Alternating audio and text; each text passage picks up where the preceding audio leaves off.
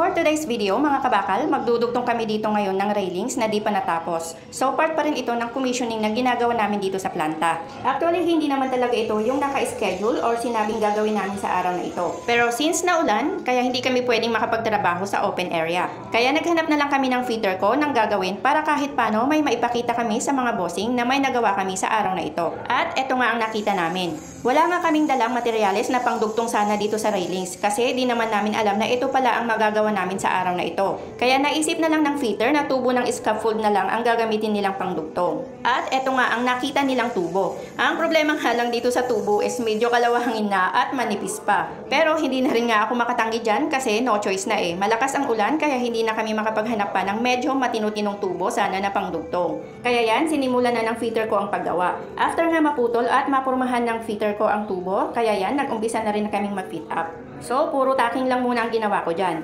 Then, after nga ng fit up, nagsimula na rin akong mag-full weld. At eto na nga yung time na kinaiinisan ko na alam ko nang mangyayari. Yung habang naghihinang ay di maiiwasang mabutas yung hinihinang ko. Kaya ang ginawa ko dyan, hinihinang ko yung tubo habang sabay na pinapasakan or tinatapalan ko yung gap or yung butas ng hubad na welding rod. Yun bang parang technique sa paghinang ng TIG welding na habang nakatutok yung welding rod sa hinang, ay sinasabayan ko din ng welding rod na tinanggalan ko ng flux or coating. Yung parang filler rod tuloy ang hitsura.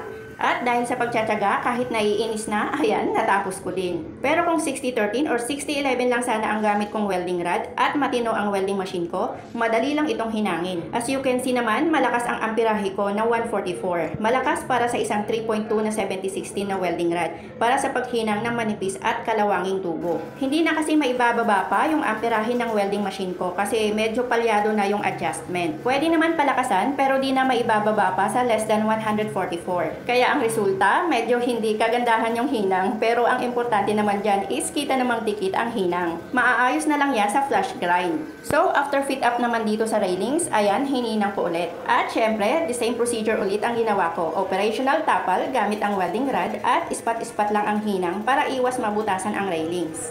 Then, after hinang ko naman, ayan, flash grind naman ang ginawa ng fitter ko. Parang medyo gumanda naman ang hitsura ng railings. Ang nakakatawa lang dito dahil sa kamamadali naming matapos dahil malapit na mag-alas 4, huli na nung mapansin naming medyo wala sa eskwela yung dinugtong namin.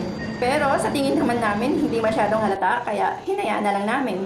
Nadala naman sa pintura kaya okay lang. O, diba? At dito na rin nagtatapos ang ating video. Thank you for watching. See you next time. Bye!